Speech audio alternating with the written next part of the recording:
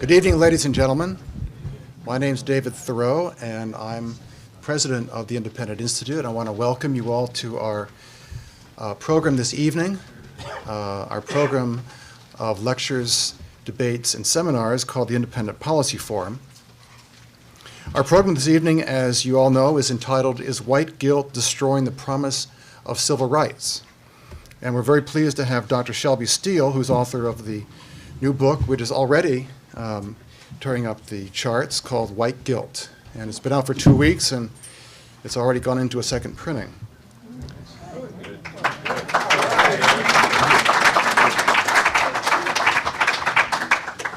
For those of you who are new to our program, hopefully each of you got a packet which has information about our books and upcoming events and media programs and so forth. The Institute itself is a scholarly public policy research organization. We have about 140 research fellows who are involved in many different kinds of studies in the public policy realm, economic, social issues, and so on. The results of this are published as books and also our journal, The Independent Review. This is the current issue, which you're all welcome to pick up a copy and subscribe to. We also produce a weekly email newsletter called The Lighthouse, which is free for anyone who wants to receive that. And I think you'll find that interesting and up to date on many current issues. Also in your packet, you'll find a program. It's sort of a yellow sheet about tonight's event. And at the bottom of the first side, I want to point out our next event, which is on June 28th, also here at our conference center in Oakland. And that particular program is called Rethinking Green, Alternatives to Environmental Bureaucracy, and will feature Carl Close, who's our Director of Academic Affairs and co-editor of a new book of ours called Rethinking Green, as well as Randy Simmons, who's a research fellow of ours. He's a professor of political science at Utah State and also a contributor to the book, as well as Michael Shaw, who's proprietor of the very successful 74-acre private coastal ecosystem between Santa Cruz and Monterey called Liberty Garden. In the 1960s, one other thing I want to point also in the packet, we each summer hold a number of seminars for students, which is called Liberty, Economy, and Society, and you'll find a brochure about that. It's for high school students and for undergraduate college students. It's a week program. It's lively. It's very informative. All the students who've attended this in the past rave about it. It's one of these formative kind of experiences, especially for young people to understand the world they live in. So we encourage you, if you have school-age children or have friends that do, we encourage you to consider that. And if you have any questions, just let me know. In the 1960s, civil rights victories dealt a blow to racial discrimination in many ways, and yet 40 years later, many blacks remain behind. Not just blacks, but other groups too. One of the questions is, has affirmative action sabotaged the gains of the civil rights movement? And what is the role of personal accountability in improving the standing of people who are considered to be members of minority groups? However, what many people often fail to remember is that only individuals exist. Only individuals perceive, think, choose, and act. We're all individuals. There's no collective. There's no collective mind. There's no collective will. They're individuals, and individuals are made up of many different things. That's what makes humanity so remarkable. But out of this, only individuals have rights, and only individuals can have claims against the harms that others might cause to them. There are no collective minds or goods, as I mentioned. And to treat people as program members of various groups who can be coercively manipulated or treated as those people by others for some mythical social good which overlooks the freely chosen goods of individuals, I believe is wrong-headed and really defies reality. Jim Crow laws and apartheid were rooted in the view that a mythical racially based collective and collective good mattered and should be enforced through the lethal force of government power, and that means to smother individual choices. Yet, although Jim Crow is dead today, in most respects, government policies based on race do still exist. As a myth of racial collectivism, you might say, persists in a myriad of government agencies that seek to stamp us, categorize us, mold us, socialize us, and so on in different ways. So in his new book, White Guilt, subtitled How Blacks and Whites Together Destroyed the Promise of the Civil Rights Era, Shelby Steele, who is a very distinguished racial relations scholar, argues that the age of white supremacy may have given way to an age of guilt, white guilt and other kinds of guilt. And this has not been good for people who have been the victims of Jim Crow and apartheid and so on. Dr. Steele is a research fellow at the Hoover Institution.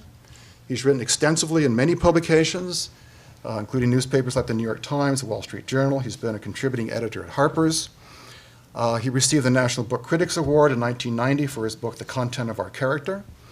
This year, he's receiving the Bradley Foundation Prize for Outstanding Achievement. He's also recipient of the National Humanities Medal.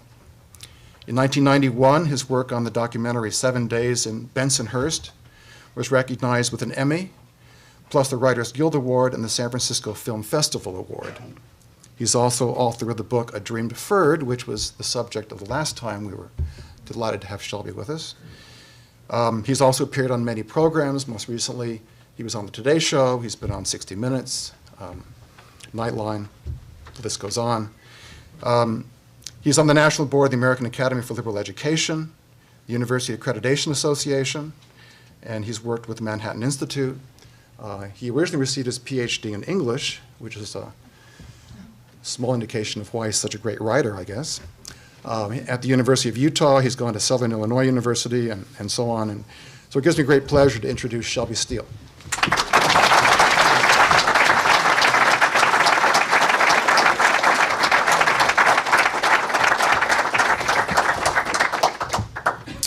Thank you for that that wraparound introduction. And it's good to be back here. I remember the last time I was here was my last book, so I guess I have to write another book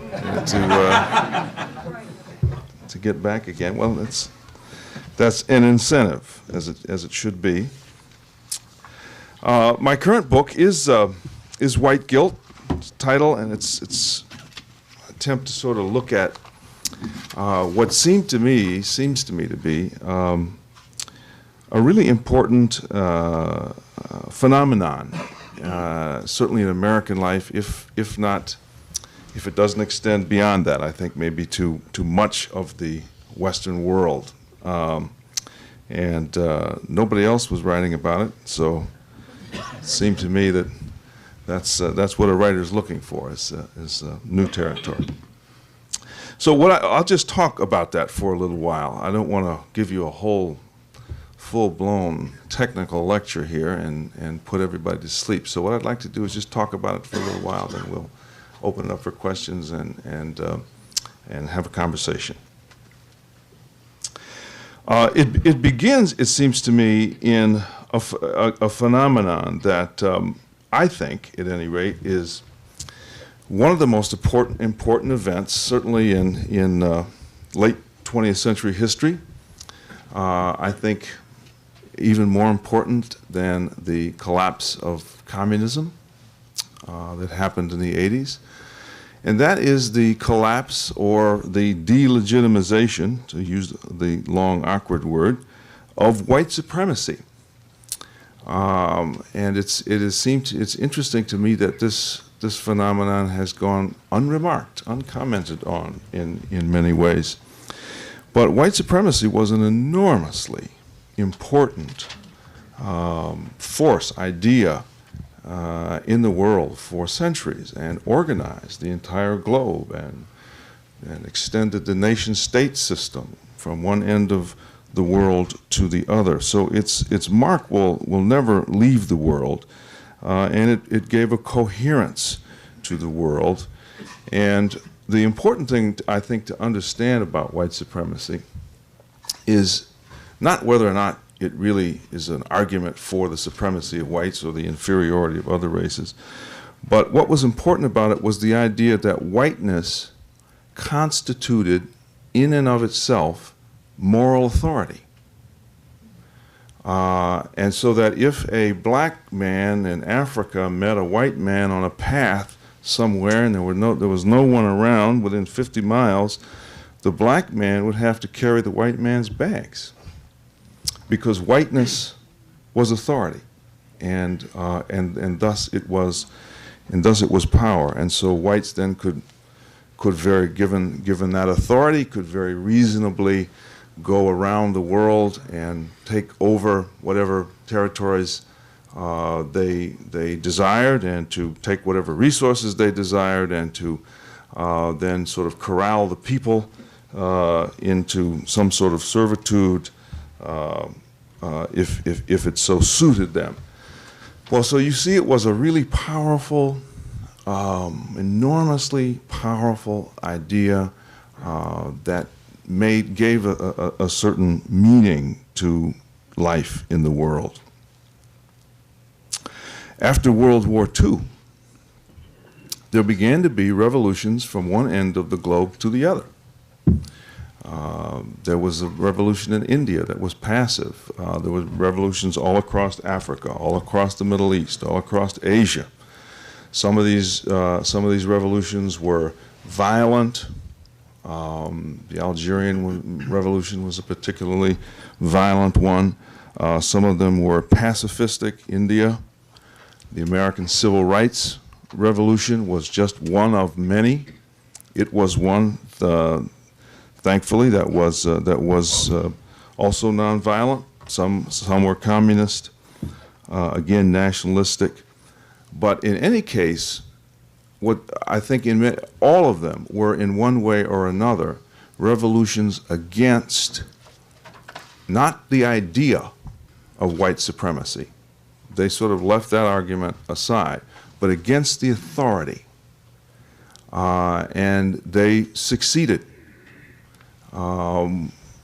Western powers retreated everywhere in the world. Britain, France drew back from their colonies. The civil rights movement in America was victorious, so that the idea that whiteness in and of itself constituted authority was defeated, was killed off. There are no serious people today, anywhere in the world, who stand forth in the public square and argue for that whites ought to rule the world, that white supremacy is a valid idea. Doesn't mean that people don't believe in the idea of white supremacy, doesn't mean that all racism is gone, but the authority that was once inherent in white supremacy has been defeated. And I think it has had a profound effect on the world.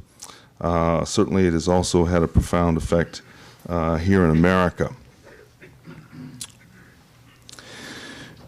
Looking specifically at America, which in many ways is where I think the dimensions of this of white guilt become maybe they're clearest. In 1964, we passed a Civil Rights Bill in the United States. In 1965, we passed the Voting Rights Act. Both of these acts, I think they are some of the greatest social legislation ever passed anywhere in the world, ever written anywhere in the world. They're the model for other such legislation around the world. And inherent in this legislation was the acknowledgement on the part of America that it had done something very wrong, that racism was wrong, that slavery was wrong, that segregation was wrong, that white supremacy itself was wrong. I think this was America's greatest moment. Here was a nation that morally came to terms with itself, faced itself. I'm not aware of this maybe it has happened, but I'm not aware of it anywhere else in the world before this happening, where a society, rich and powerful, looks at itself, examines itself in the way that America did at that period in time, and makes the decision to change and acknowledges the wrong and vows to become a different kind of society.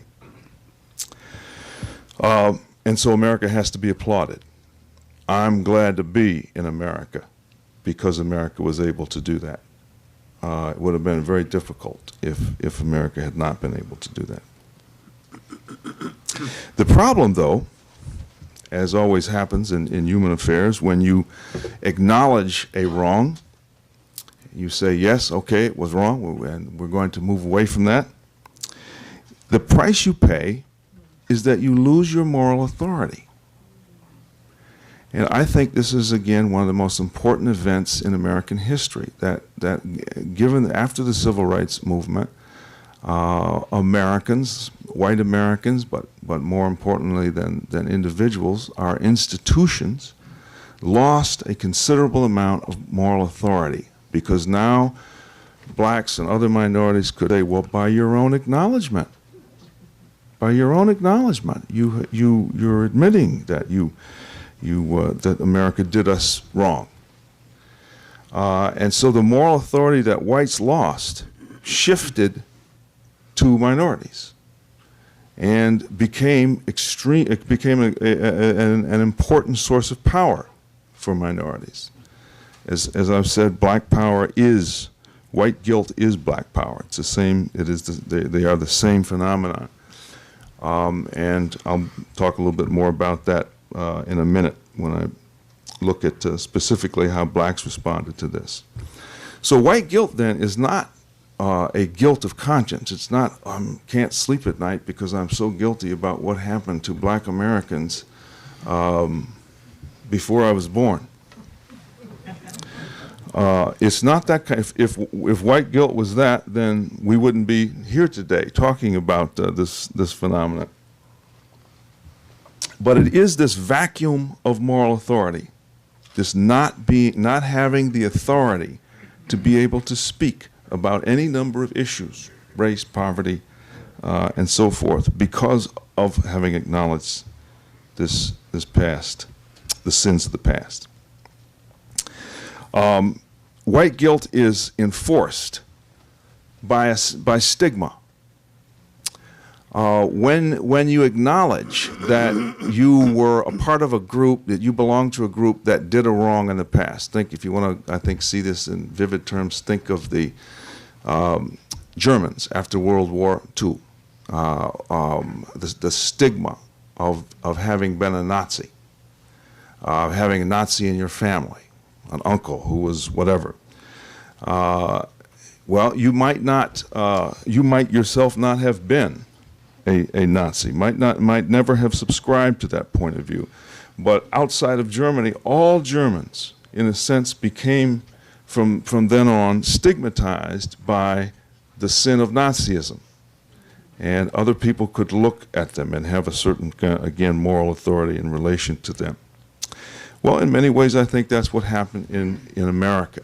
Whites became stigmatized as racist. And from that point on, whites are in the position of forever having to prove the negative, that they're not a racist. Again, if they don't prove the negative, then the stigma sticks. Well, you must be a racist. And so since that time, whites, and particularly, again, our institutions, have lived under threat of stigmatization. Why is that important? It's important because if you are stigmatized as a racist in American society, if an institution, let's say, it's easier, I think, to see on an institutional level, then that institution becomes illegitimate. It loses its legitimacy. It loses its ability to really function in the society. So the stigma has a powerful impact because it has so much control over the legitimacy. How can you be a legitimate institution in a multiracial society that is supposed to be free and everyone is supposed to be equal under the law. How can you be legitimate if you don't have any blacks in your institution? So we could look at a disparity like that. Blacks could, again, moral authority having passed to us, we could look at a disparity like that and we could say, you don't have any blacks in your institution, it's a racist institution, it's illegitimate, we will sue it, we will do whatever it takes. And in a sense, since the 60s, that's pretty much what has happened, is that minorities have begun to sort of manipulate that stigma. And so we call it in some circles today the race card. We play the race card. What does the race card mean? Well, if you don't do what I want you to do, then you're going to be stigmatized as a racist, and the price you'll pay is you'll lose your legitimacy. So white guilt is powerful, is a powerful, powerful force, not because people feel guilty, but because people are stigmatized, and again have to prove the negative all the time, and for living forever under threat of being stigmatized. This leads to the next phenomenon that is a feature of white guilt, and that's dissociation. The only way to get away from the stigma of being a racist is to find some way to dissociate oneself from the stigma, from the image that you are a racist, that you are like the whites of old, that you still secretly are a white supremacist, that you still secretly believe in this, that your heart is, that you may be smiling, but your heart is still committed to racism. And so, again, whites walking around under this sort of cloud of suspicion then have to find ways to dissociate themselves from that. I think the first great example of dissociation in American life was President Johnson's Great Society. Why all of a sudden, in 1965, do you just say, well, we're going to spend billions and billions of dollars, we're going to create all kinds of social programs, and we're going to dump all this money on, and we're going to end poverty in our time. You create all these programs, almost all of which failed. Certainly they did not eradicate poverty. They did not bring about racial equality. They did virtually nothing. But they did dissociate the American society and the American government from the stigma of racism. The federal government had just, by its own legislation, acknowledged that it had been racist. That was too much moral authority for minorities to have. And the government really had to do something dramatic because the sin had been so dramatic. The wrong had been so dramatic and had gone on for so long and had so clearly violated the principles of a free society that America had to do something big and huge, had to spend a lot of money to say, in effect, we're not like that anymore. We're not that old America that discriminated and oppressed people. We're a new America. And we're going to even get rid of poverty. We're going to wipe it out from the human condition. So it wasn't that the Great Society was actually going to, the purpose of the Great Society was not actually to end poverty or achieve racial equality. It was to restore some legitimacy to the American government, to the American society. I remember that time very well. I was in college in those years, and as much as I disagree with the Great Society, as terrible as it was, as wasteful as it was, as destructive as it was, I can remember feeling that I was not going to recognize my own government if it didn't do something, if it didn't make some gesture.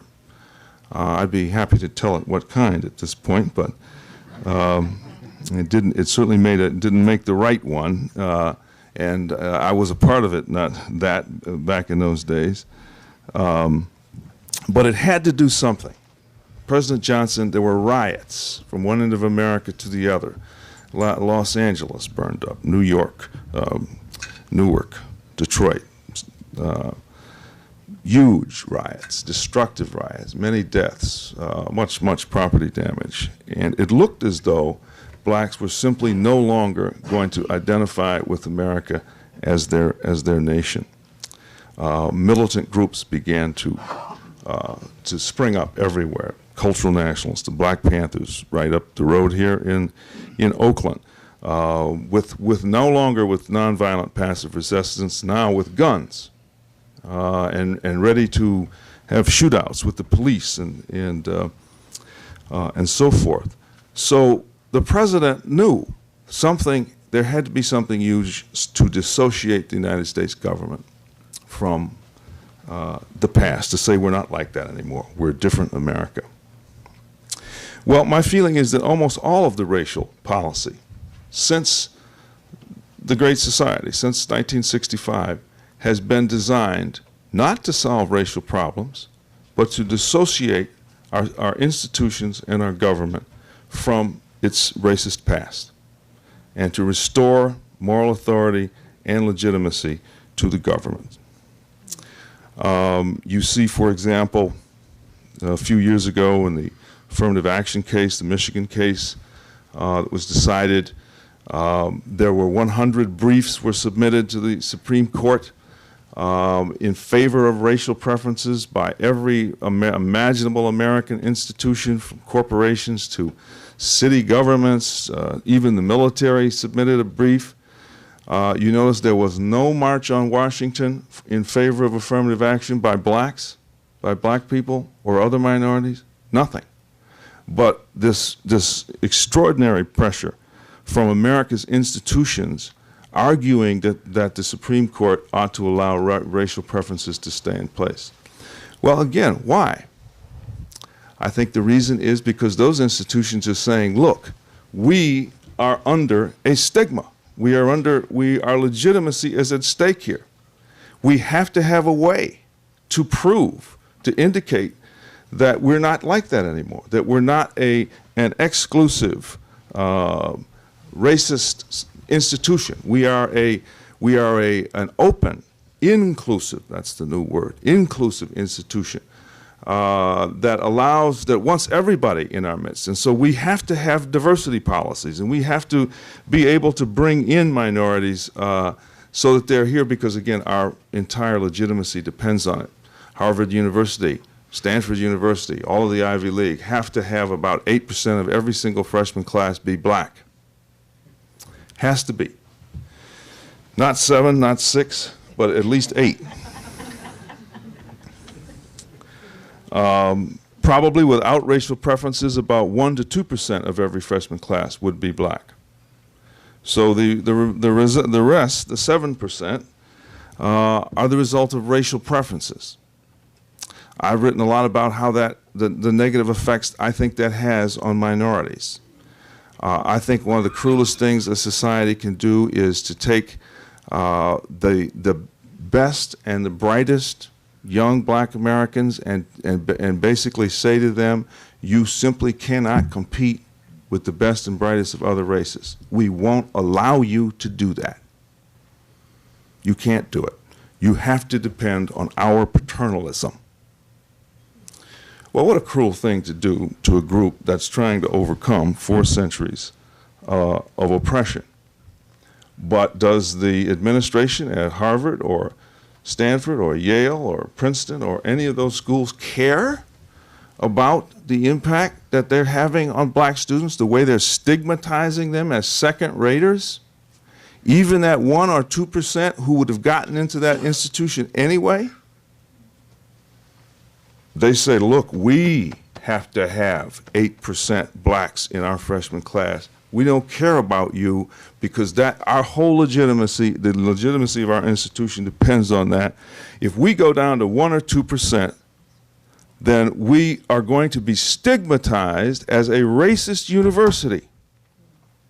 Faculty won't want to come here. We will lose money. We will lose grants. Our institution will decline in its whole, we will lose our reputation in every way. And so, baby, we're going to have 8% blacks in this freshman class if we got to go, and no matter what we have to do to get them, because it's the dissociation from the stigma that is so necessary to the legitimacy of the institution. 1970s, the early 70s, we began to practice a welfare in America, where we basically said to people, this was coming out of the welfare rights movement and coming out of the civil rights movement, we basically said to people, okay, we'll give you a little bit better than subsistence living, and you don't have to do anything at all. Nothing. Don't have to educate yourself or your children. Don't be married. In fact, you can't be married. You can't have a whole family. And if your children grow up and they have children, then of course we'll put them on the dole too. And they too don't have to do anything. So it's one of these odd situations where you actually put an incentive in place for human inertia. You get rewarded for being nothing, for doing nothing. Nothing. You get rewarded for, in a sense, giving up your humanity. Well, what kind of society, other than one trying to dissociate from the stigma of racism, one other acting guilty, would put in place a policy like that? Well, again, white guilt policy that is designed for that its purpose really is not to help the people who it says it wants to help, but that again gives the society itself a way to dissociate from racism and say, oh, well, see, we're not a racist society, and we know blacks have had it rough, and so we're going to give them welfare, and we're going to, without any strings attached. That's just how wonderful and generous we are. Well, you put that in place, and of course, it was at that precise moment in American history that the black underclass began to develop. That we began to have people, illegitimacy rates, even to this very day, the illegitimacy rate in black America is about 70%. In many inner city communities, the illegitimacy rate is 90%. There was a rapper a couple weeks ago who said, marriage is for white people. Slavery and segregation came nowhere close to injuring the black family in the way that these welfare policies, these white guilt welfare policies injured, if not destroyed, the black family in America. It was precisely the black family that had enabled blacks to survive slavery and segregation. It was the black family that was the primary institution in black America that enabled us to survive all of that oppression. And so now in freedom, because we live in a society that doesn't feel, but acts guiltily toward us all the time, and it doesn't feel it has the moral authority to ever ask anything of us, we get policies that injure us more profoundly than our oppression did.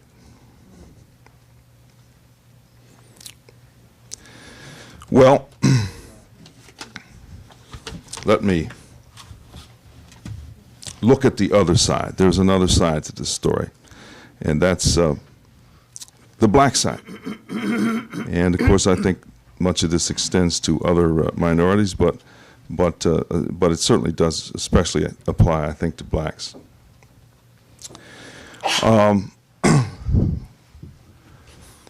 When we won the civil rights movement, and we did win it, when white supremacy was defeated, we moved into freedom for the very first time in our history. And of course, freedom had been the promised land. And we had longed to get there. You go back to the Negro spirituals and black music and folklore, and there's all this talk about the promised land and what it's going to be like when we get there and so forth. And of course, we always equated that promised land with freedom. But freedom is very, very, very, very different, fundamentally different than what we normally think of it. It's not a promised land. It isn't anything.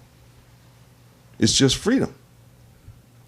And so when we won freedom, and again, we had survived about 4 centuries of oppression, so we had all the skills in place to survive oppression. We were good at it. I have written in the past about the imagination, the ingenuity of Black American culture in surviving oppression. We had no experience whatsoever with freedom. We'd never had it. We didn't have the values for it. We weren't prepared for it. We didn't have the ideas with which to seize it, to take advantage of it. We didn't even really know that that's what you do. That it's so entirely dependent on individual will and on the assumption of responsibility, and all these sorts of things were not in our experience.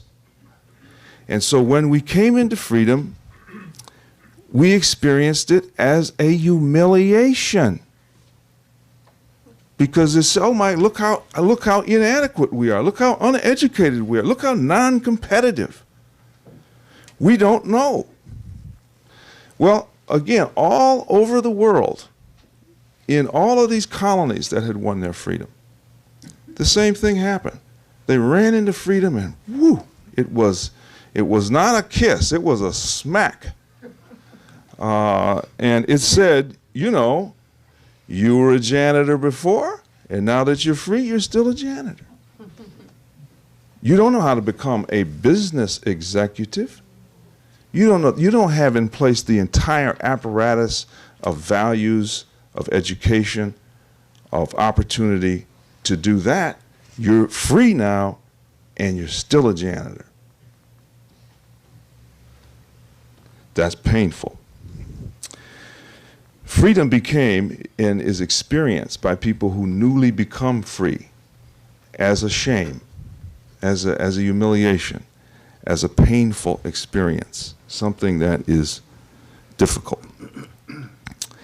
And invariably, what happens is that because freedom is associated with such pain and shame, the first thing people do is say, hey, I'm not really free. Racism is everywhere. Oh, maybe it's underground now. Maybe it's institutional now, but boy, it's, in other words, I'm not free. Because in a sense, the group has a fear of freedom. Freedom is shame. Freedom, because if you don't know what to do with it, then, and you're not doing well in it, then again, you experience it as shame. So we began to define our situation with what is called bad faith. Bad faith is when you say, I used to say when I was young and starting as a writer, I can't really get started. I can't write this book because I don't have any time. I have to make a living. I don't have any time. So I would excuse myself from having to develop as a writer. Well, when I finally gave up bad faith, then I didn't get any more time, but I worked a little harder. Bad faith is, in other words, it's excuse making. It's a way you spare yourself, because if I'm free, I can do whatever I want. If I want to write a book, I can write a book. But I deny that I'm free, because if I admit that I am not free, then I'm going to feel ashamed. Well, most of the identity, certainly the black identity that began to emerge right away in 1965, 66, 67, when we hit freedom, is a bad faith identity. An identity that says we're really not free. Boy, racism is everywhere. Now, we had just defeated racism. We had just stepped into much greater freedom. But we were never as obsessed with racism when we were actually segregated as we are today in freedom. Today we are upset. We worship at the church of racism. Racism is everywhere. It's just so subtle. It's in every little situation. And we're still being victimized by it. And that explains why we haven't done better. And so we are people traumatized, not by oppression, but by freedom. And the great challenge that faces us as a people, and I have every faith that we will live up to it, is to learn to thrive in freedom. We're free. It doesn't matter that there's still racism in the world. White supremacy no longer has any authority. So what if somebody believes white people are superior? I don't care. I don't care if they can't interrupt my life, and if they can't keep me from becoming educated and taking out loans in banks and pursuing my dreams. What do I care? I'm not going to lose any sleep over someone like that. But if I don't know how to move my life ahead in freedom, and I was often point to the example of my own father, who was born in 1900 and only went to the 3rd grade. And before he went to the fields, he was a wonderful man. I wouldn't be standing here today if it were not for him. But when I started out in the university, I couldn't go to my father and have him tell me how to get tenure. How do you play politics in this? He said, go for it.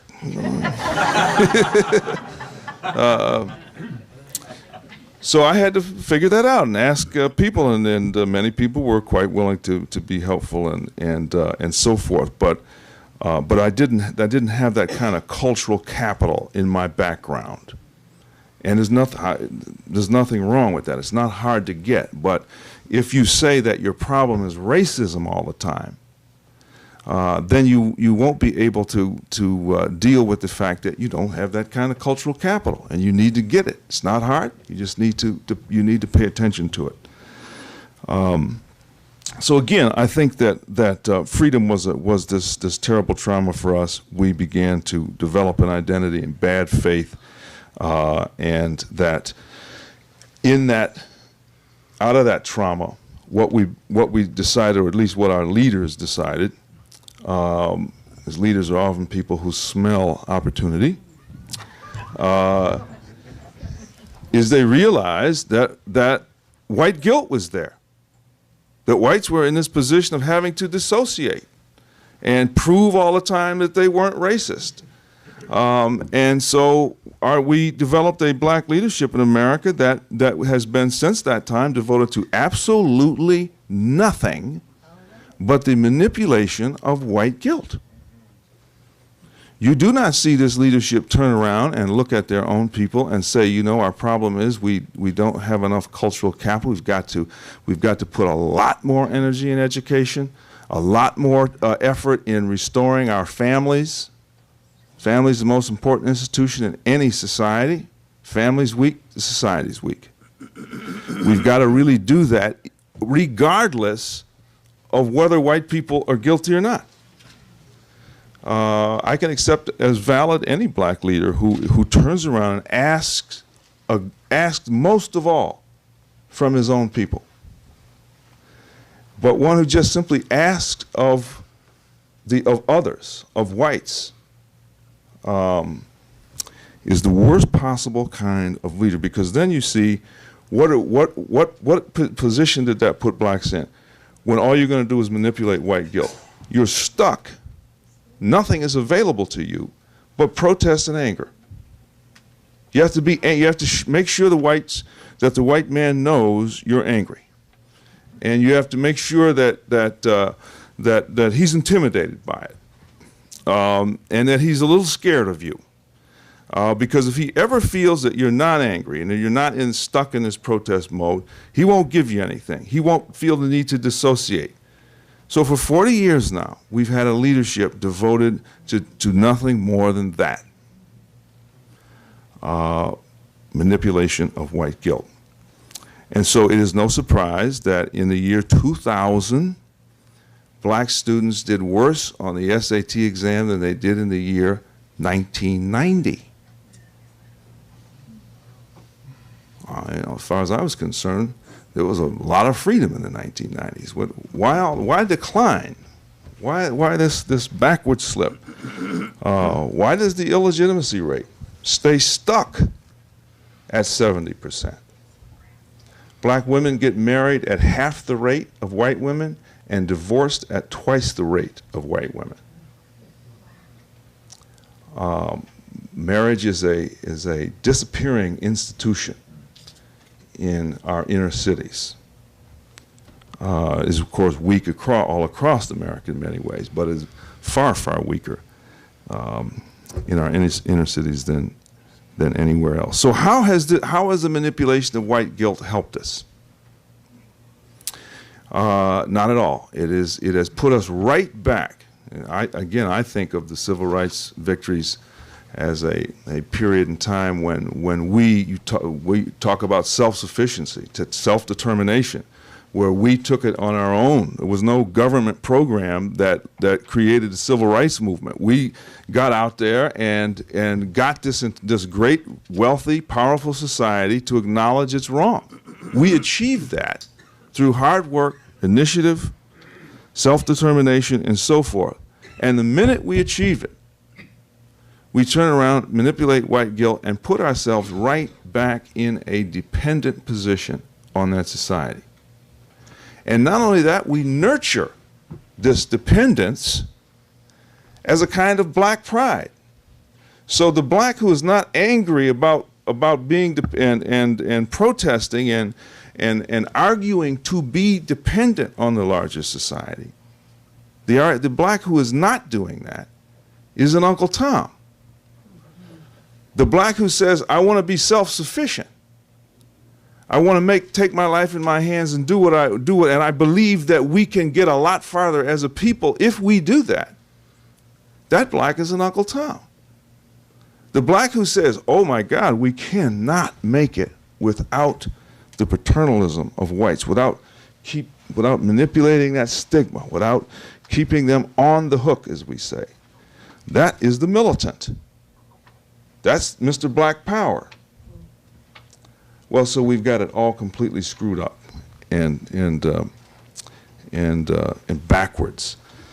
And of course, we punish those in our group who are high achievers, who have used the freedom open to them and achieved great things. Well, we say Condoleezza Rice is not really, she doesn't have the flavor.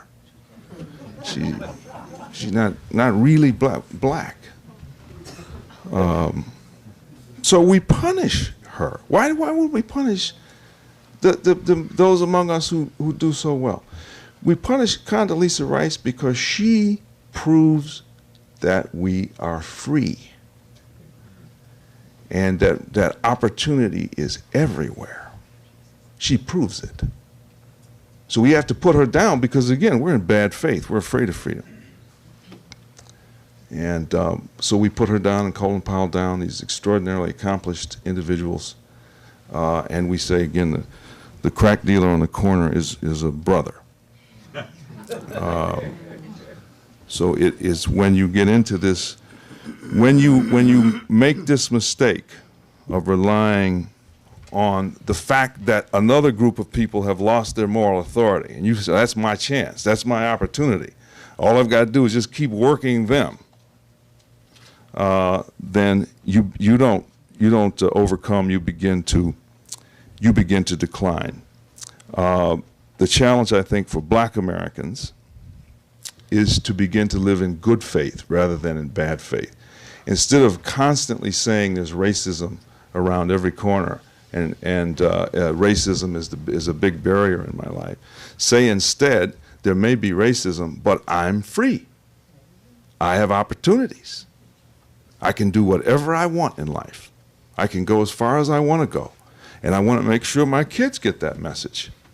I want to make sure I'm not going to take my kids. Look what we do to young black kids. Oh, this is how you were oppressed. This is how you were sat upon. And in order to be black, you got to understand racism is everywhere. They're all against you. how's a child going to thrive in that kind of with that kind of a message? We should say the opposite. You're free. Everything's possible. You just have to work hard. You just have to set yourself in motion, take responsibility, and you're going to do very well. So I think blacks have to live in good faith. What do whites have to do? I think that what whites have to do is acknowledge and accept one interesting fact. It's a fact. It's not a theory. It's a fact. Since 1965 to roughly our own time, white America, I think, has made one of the greatest moral evolutions in all of human history. There is no example that I'm aware of a society determining to correct itself morally that's been more consistent and more relentless than what white Americans have done. Today, racism is despicable. It is seen as disgraceful by whites. They want no part of it. There are certainly fringes out there, but again, those fringes have no authority, no real role in American life. And whites have done this, and whites need to accept this as fact and accept this as reality, because it is reality.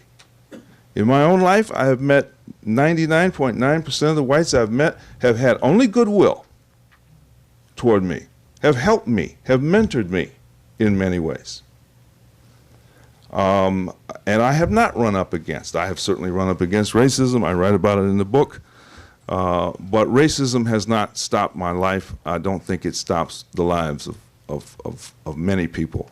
And I think white people ought to accept and be proud of this moral advancement and put that in the calculation when you think about public policy, when you think about issues that come up, that we are, in fact, a good people.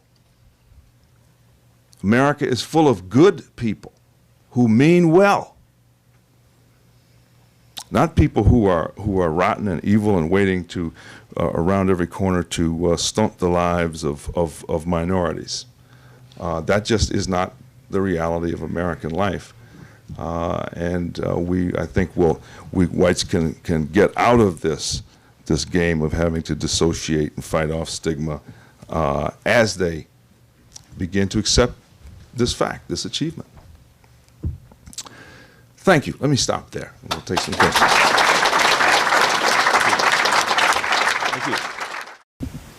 Thank you. You mentioned the Black Panther movement in the 60s, and I was just curious whether you thought that something along the lines of the kind of self-sufficiency, the Oakland breakfasts and those types of things would be viable in any way today, maybe without the militancy aspect of that. In other words, whether blacks need those types of groups today, or whether those types of groups would be possible today.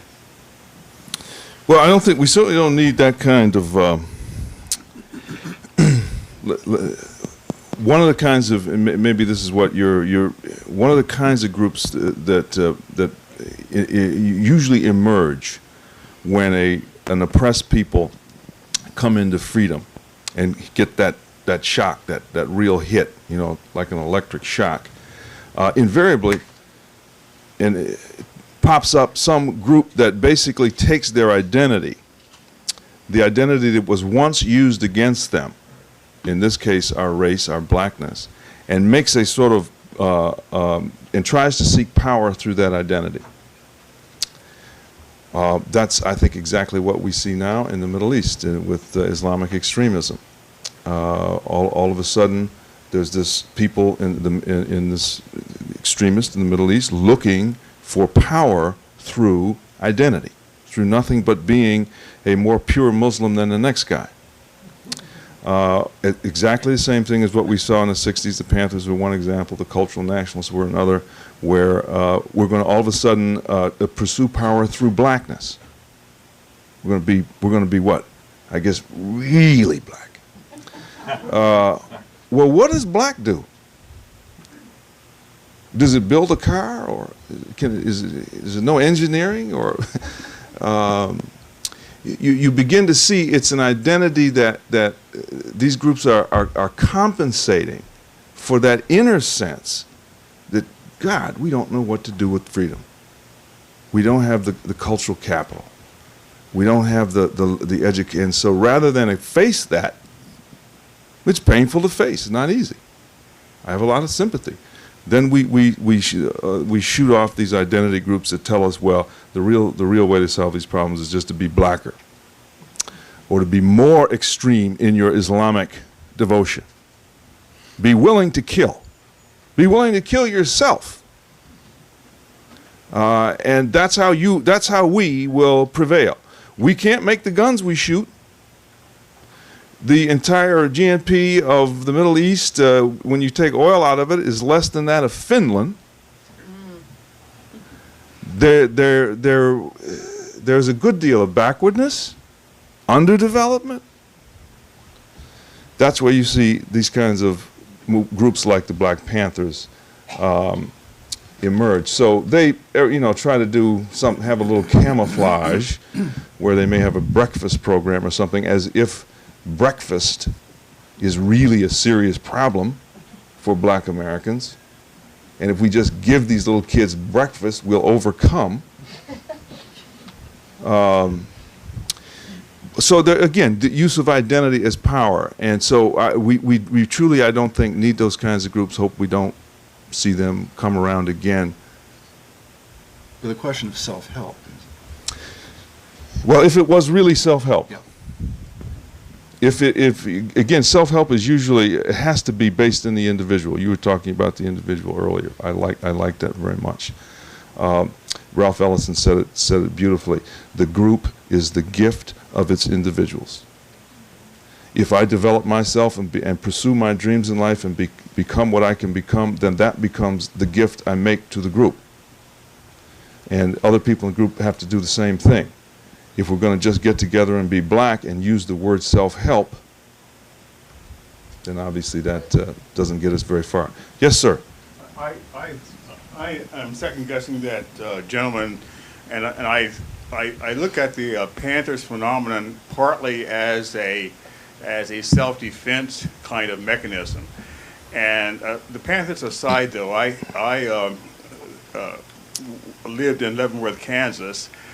And during the 30s, the Ku Klux Klan, many of them from Missouri, would ride through parts of Leavenworth, and they would shoot into homes that were owned by black people. And it wasn't until the black people started shooting back that stopped. Good. And so I'm looking at the Panthers. I think they got sidetracked with drugs and other kinds of problems. But I think the idea of protecting yourself is very, very important. And before, let's say, the Johnson administration, well, even before, or around in the 50s, there were these ideas that blacks were almost helpless in face of white power. And I think you wrote about Emmett Till as an example in 1955. Yes. Where you have no power to defend That's right. yourself, and yet once you get the power, a lot of the things that the oppressor or various people did with impunity no longer occur. Well, yes, you're absolutely right, and one of my personal heroes, and maybe at the very top of the list in Black America, is Nat Turner, who said, no, and took things into his own hands and had one of the biggest slave rebellions in American history. I wish there had been more slave rebellions. I wish there had been so many that slavery had become an impractical institution to sustain. It's painful. But to answer your question about the Panthers, the problem there is that nobody was shooting into the homes of black people in Oakland. There was no need for a militaristic defense at that particular time in history. There probably was at an earlier time, and I'm very proud of the people who defended themselves, and certainly Self-defense is everyone's right. But my problem with the Panthers is it was more of a posture. It was when we were free. That's when they picked up the gun. Let me say this. I write about this in the book. You may notice that right in around 1965, that's when the really big race riots began to start. The first one was in Los Angeles, huge riot, burnt down major parts of that city, killed I don't know how many people. Then we began to have one after the other all the way through the late 60s. Interestingly, the race riots, the Black Panthers, the cultural nationalists, the Black Power movement, and all of its many different manifestations began at precisely the moment white guilt started. Right when whites, from the president on down, acknowledged what they'd done wrong. Why was it in 1961, 62, there were no race riots, there were no Black Panthers? When we were in real segregation, in what I call the age of racism, where white supremacy had its authority, we didn't do that. We didn't riot very often or rebel very often because we knew we would be instantly put down. So the fact that we finally had white guilt, whites back on their heels, having to prove that they were not racist, was an opportunity to finally become militant and finally become carry guns and start shootouts with the pigs and all that sort of thing. Well, you know, it was a little late. It was a little late then. Yes, sir? Okay, is that better? Yeah. Mostly because, you know, as a grad student, I worked in war on poverty, albeit under Nixon, and most of the poverty programs were run by whites, serving whites.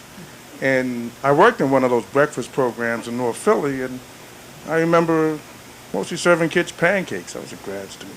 But that's neither here nor there. Now, just travel. I worked in 4 of them myself, 4 different ones. Good. I think we're contemporaries. Yeah. If you were to transport yourself to Marcus Bookstore, which is in West Oakland, mostly Black audience, okay? Uh-huh.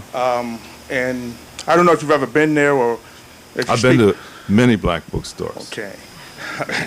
Okay. And then speaking before a Black audience. And I talked to you about that book, Contract with Black America. Mm-hmm, okay. mm-hmm. Okay. The Covenant with Black America. And I've been to those rallies, and as I listen to them, I never hear anything about white guilt, white racism. In fact, I never hear much about white folks in that book. Most of it seems to be about self-help. So I just wanted to ask you, just from your perspective, is there anything good that you can say that's going on in Black America that you can tell these folks? Something that folks are doing good that you like and that you would support?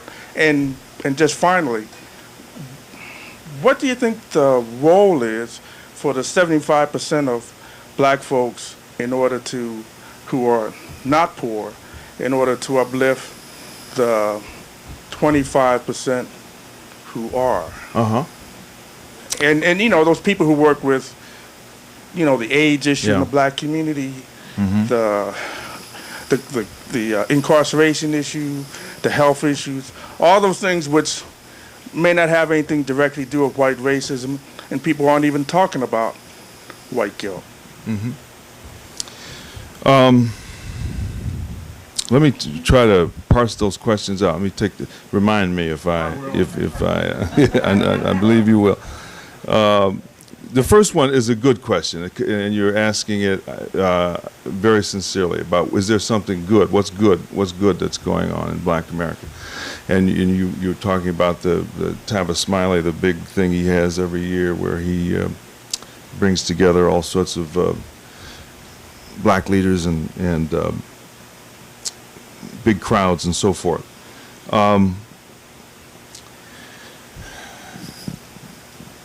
You know,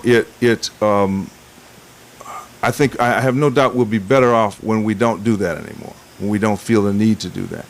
we sort of continue to have this idea that there's something in our race that's going that really truly matters and that's going to take us forward.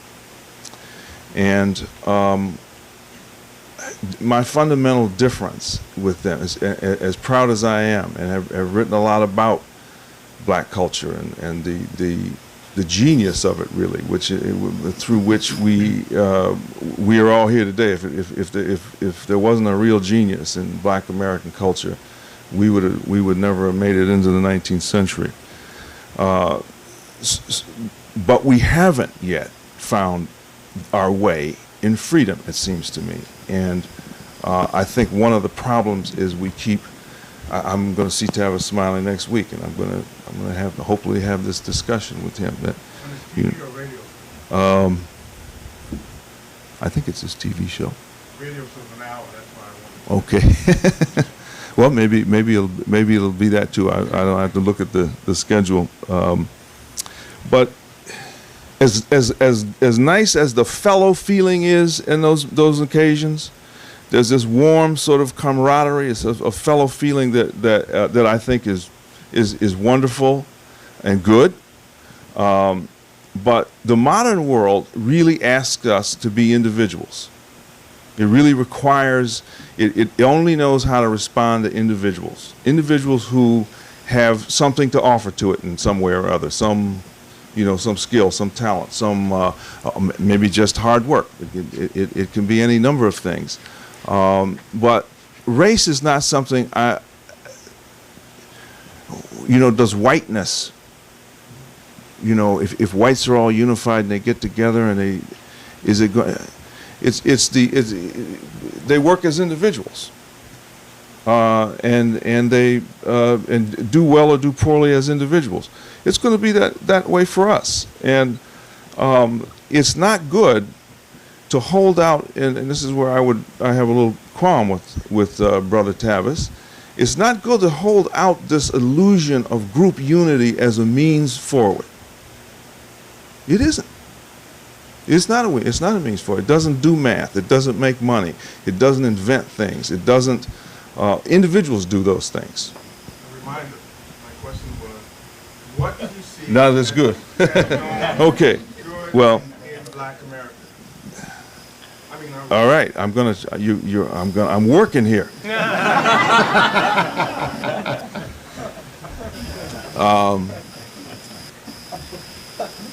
What I see is that there are many blacks that I run into all the time. Many, and I mean, I don't know if I'd name a percentage, but certainly it makes me feel that a large percentage of black America is moving away from this this idea of manipulating white guilt as the way forward. Many blacks that I meet all over the country who I get letters from, who proud people who are going ahead with their lives in an undramatic way, but are doing well and want this other idea to feel exhausted with it, feel tired with it. So that's something I see as really good, and I think certainly I encourage that, and this you're free. Think about what you want in life. Have a dream. Have a real dream. Have a passion in your heart. Something you want to do. You want to offer to the world. Whatever it might be. And in that dream will be your contribution to your race. So there are a lot of black people like that, and that's good. Yes, ma'am. I really enjoyed your speech a lot. Do you go to high schools, like to minority high schools, and talk to the students before they graduate? I think that would help them a lot. I think. Mm-hmm. I do that sometimes, yeah, I do, okay. Yes. I enjoy that. Uh-huh. There are a lot of high schools out there, though. I disagree with you on the effectiveness of what you call white guilt. Guilt is a good thing, incidentally. It generally fixes problems. If it's real guilt. Yeah. But- Okay. But now, let me share my own personal experience with you. Well, I want you to ask me a question now, because Okay, there are a lot yeah, of the people who question- want to ask. All right. The question questions. is, on an individual, on a micro level, I'm looking for a job. Yes. Do you believe that if I am on the short list, started with 20, now it's down to 4, and there's one black guy, myself, Mm-hmm. do you believe that I have a chance? Oh, God, today you're a shoe-in. I disagree with that 100%. Today you'd be a shoe-in. No, not really. Oh, Because yeah. Let me tell you why. Let me tell you Today why. you'd be higher than they'd worry about the I'm others. not- I've been in a situation like that, and I disagree, and I'll tell you why. Well, wait a minute. Let me, because what you're asking me is the following. You're saying, isn't racism still a problem? That's what you're asking. No, What not I'm asking saying, that what I'm question. saying is, let me answer it quick, because you're saying there's still barriers out there to you as a black. And what I'm saying, what I'm trying to communicate is that yes, that might be true. What the example you give might be true. There might be circumstances where you run into some racism. I have run into some racism. I'm sure I will again.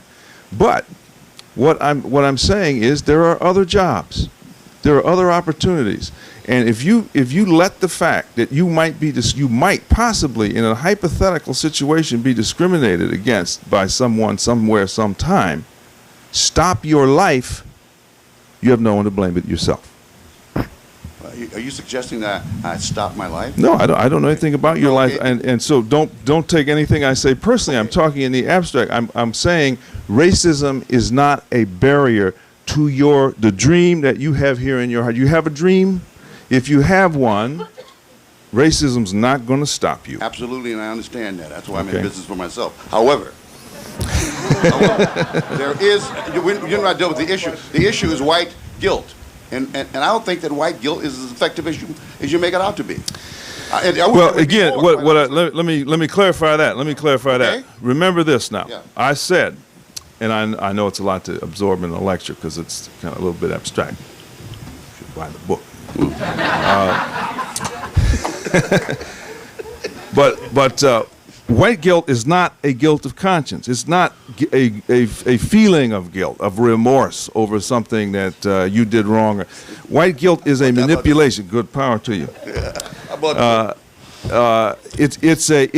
The fact that whites are stigmatized and therefore have to dissociate all, have to find ways to prove that they're not, and so therefore come up with really all these very bad policies that don't help blacks. That's all I'm saying white guilt is. Could I add one little thing?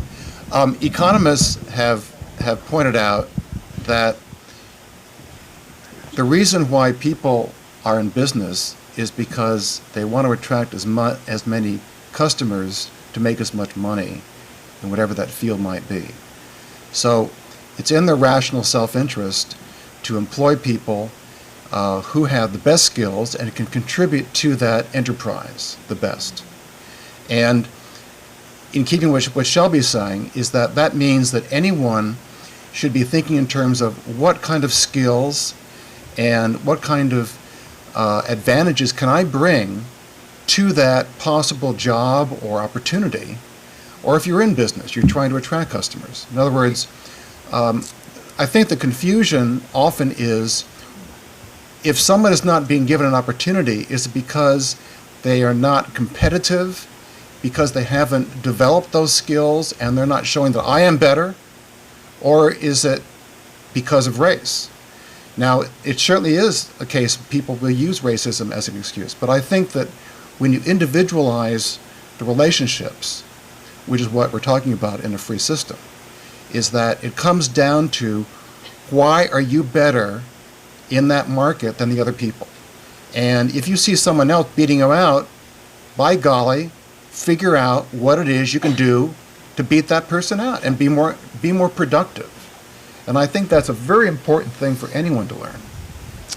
I can't say that's so true. I mean, one of the most painful things about that again, about this experience of freedom that came to us is this understanding of how competitive you have to be.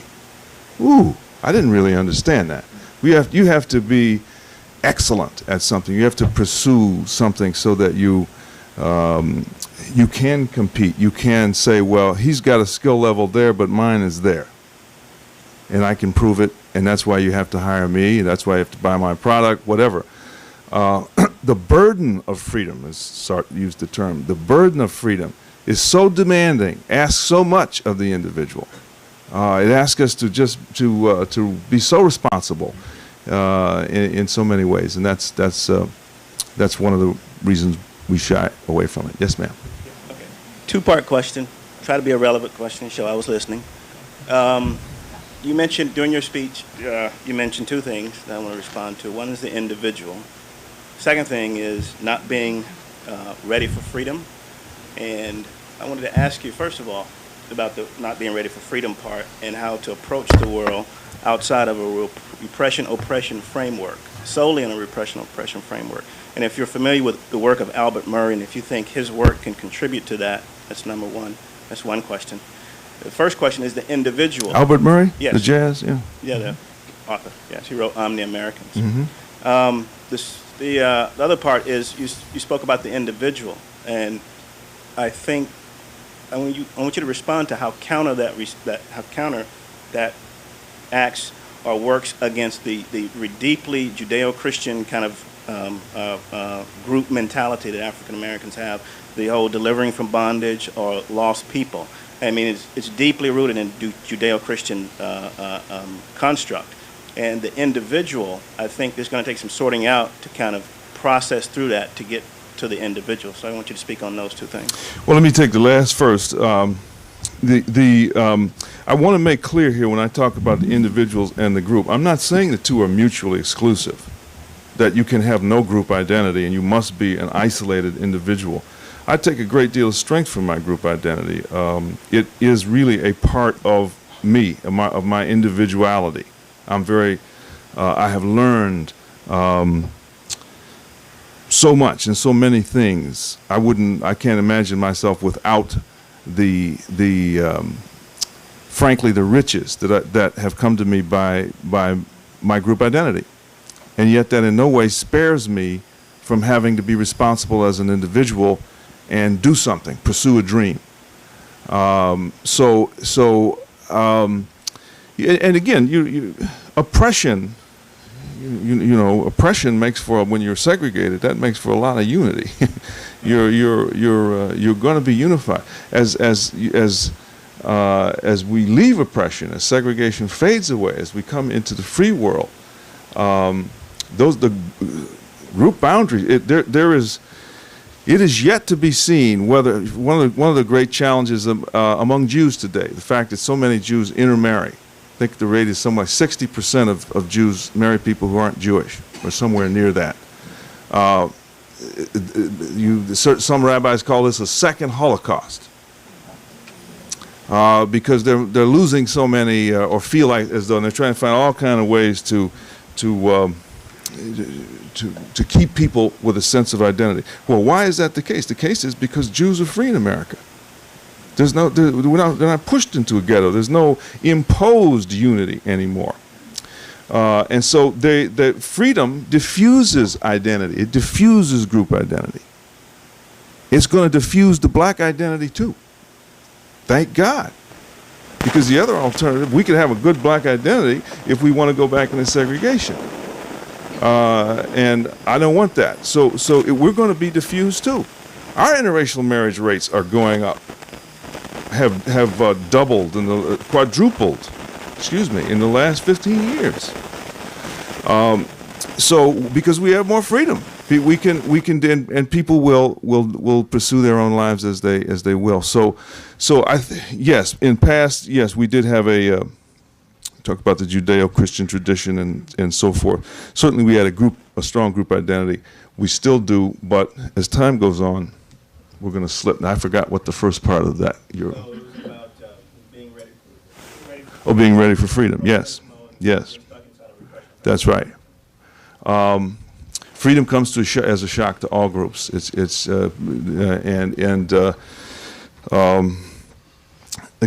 the reason it causes terror. It causes fear, and we start to define ourselves in bad faith and we start to say there's racism everywhere, so that we don't have to be free.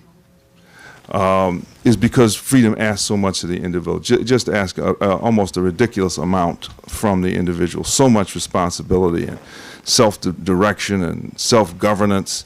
I get tired of it, frankly. But I have no option. Yes, ma'am. Within the context of white guilt, what are the solutions that you're seeing? Because so many policies are still coming out of that Yes. mode that are negatively impacting people of color, i.e. the immigration issues and all that. Yes. What is your message to white America? Thank you. Again, I think I talked about the fact that I think white America has made an enormous, astounding. When I grew up in segregation, you could never have convinced me that whites would have come as far as they have today. I would not have believed that. Yet they have. And I think that one thing they have to do is have some moral confidence in themselves and say, look, I may not understand every nuance of black culture. I may not, I may make a faux pas here and there, but damn it, I mean well. And I don't have an animus toward a race. And so therefore, if you can accept that in yourself, then you're not going to say, well, I've got to have a diversity, some sort of silly diversity scheme where I have all kinds of double standards and all the problems that come with racial preference. I don't have to have that in order to prove. In fact, I can go to black people and say, look, you might think about making it in freedom this way. This is how people, one of the real problems we have as blacks today is because whites are so terrified of speaking to us because they think that and telling us what they honestly think, because they think we'll call them a racist. The result is we live in a bubble.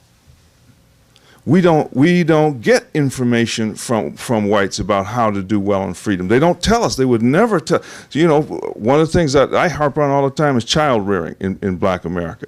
Boy, we have to do a better job in rearing our children, in making sure that they come in the world well-loved, read to, taught their colors, their numbers, talked to, treated with respect, their minds developed from infancy on, so that when they finally do go to school, that they're. I pound that. You won't hear any white people say that, because they feel that if they say it, they're going to instantly be seen as racist. So we don't get that feedback.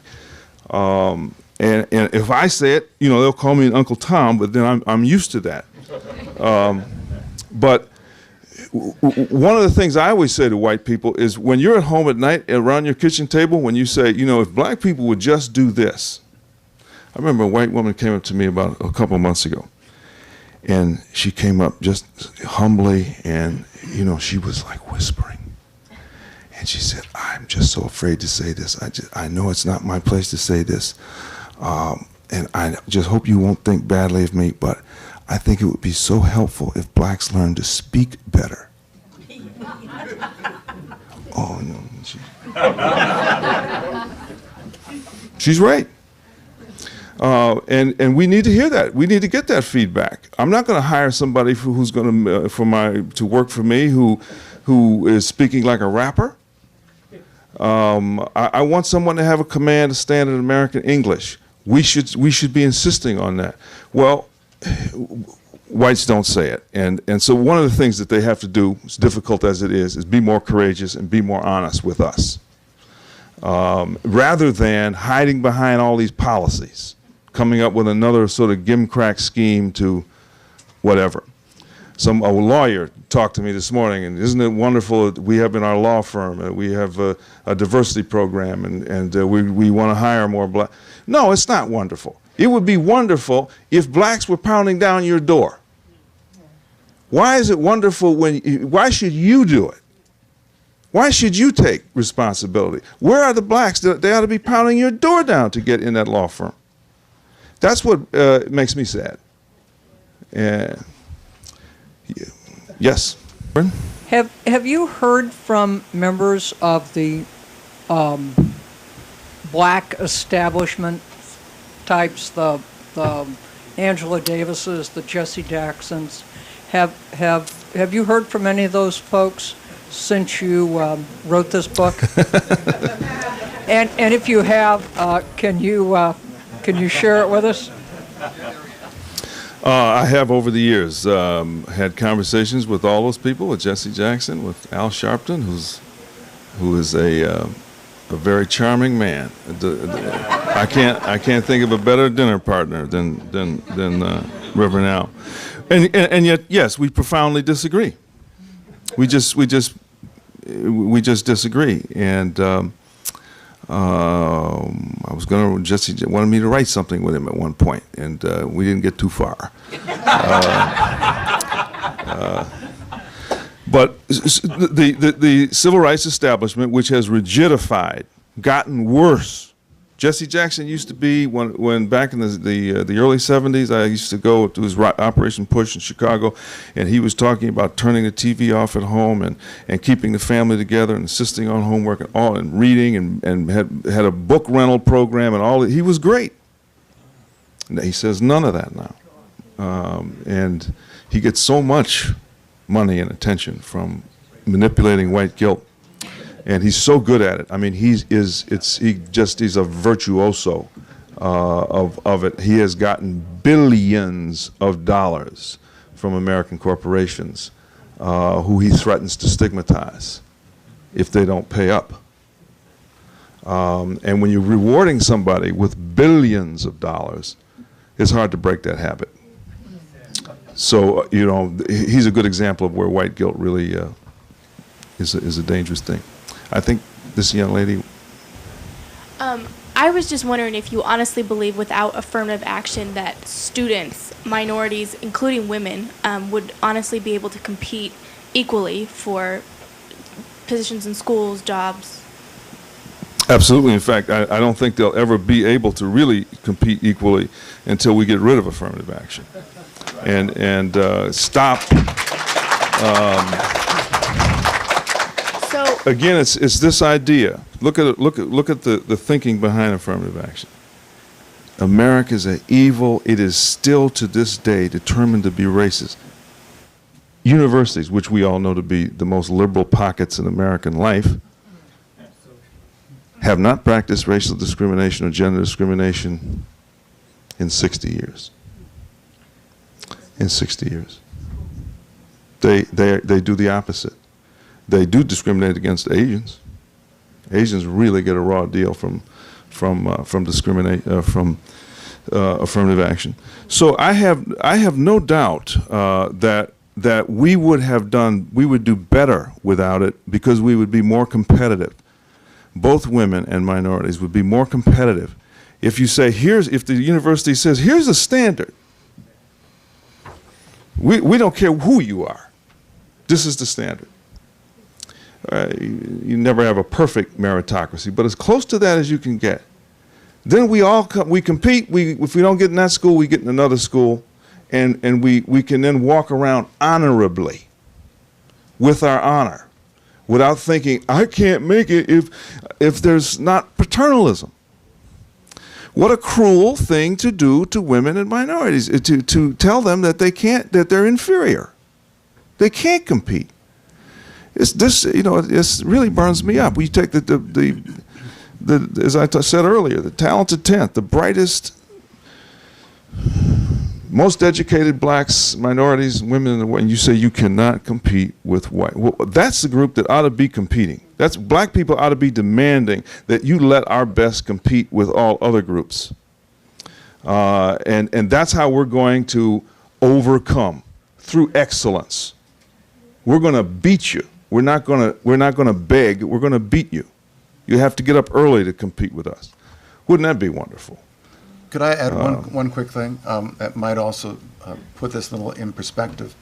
After the Civil War in southern states, emancipated blacks were going into the workplace. They were essentially breaking into white markets. In many states, they were intermarrying and so on and so forth. They were on their own breaking down the stereotypes, when people were racist. And the only way that they could be stopped was Jim Crow laws.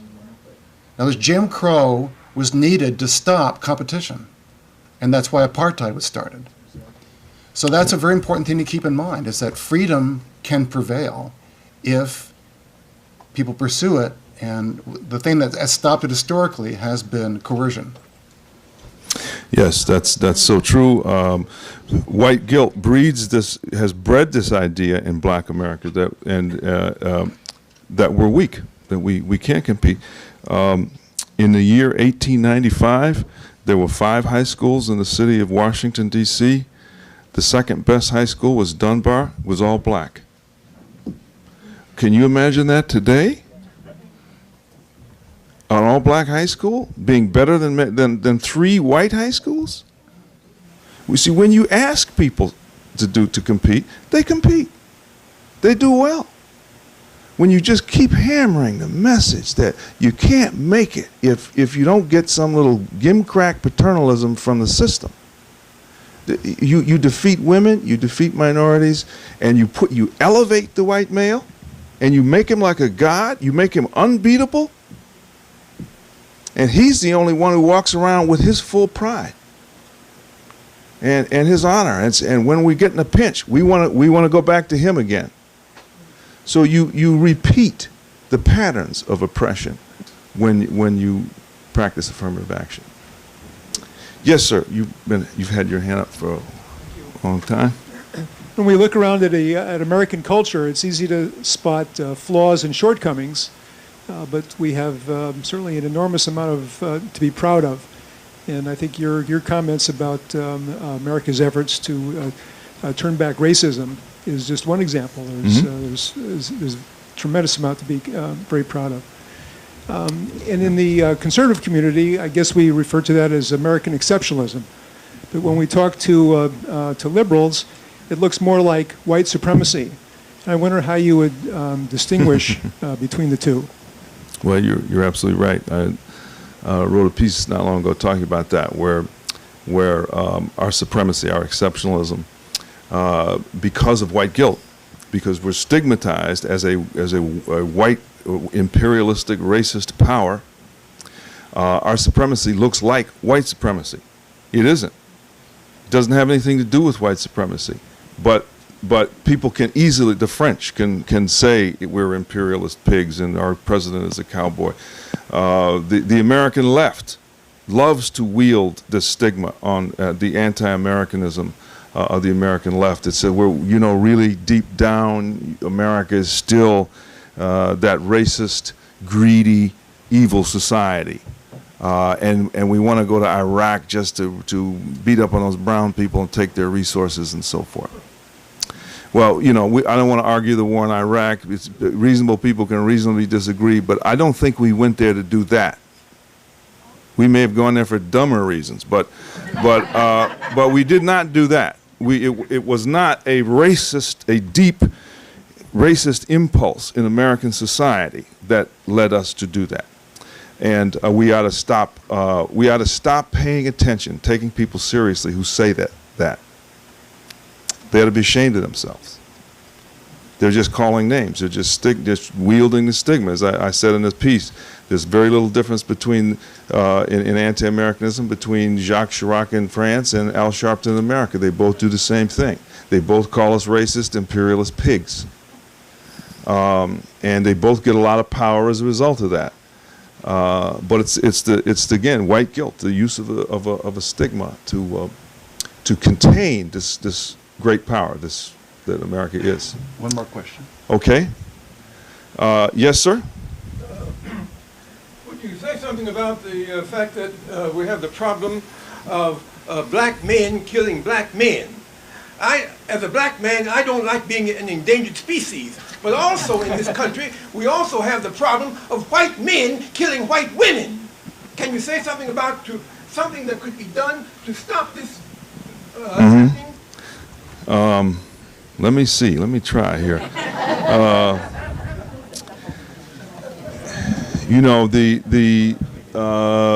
You're right. The murder rate, black on black crime, is terrible. 55% of federal prisoners today are black.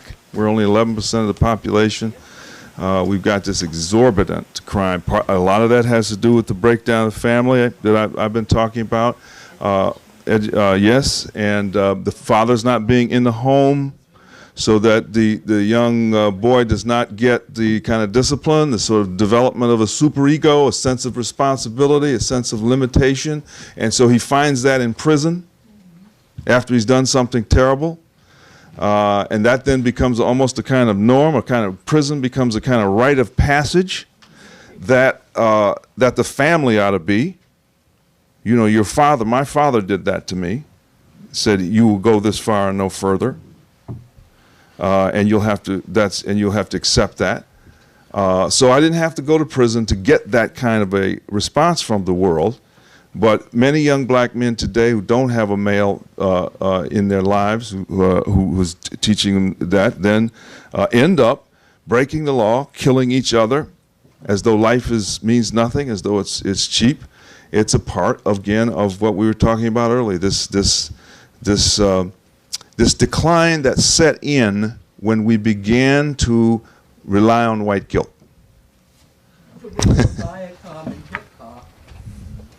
That's right, Viacom and what is it? What 80% of all hip hop music is bought by whites, by white males. But it's a product that we sell our despair, our pain that we manifest in rap. We sell it to the larger society. Thank you very, very much.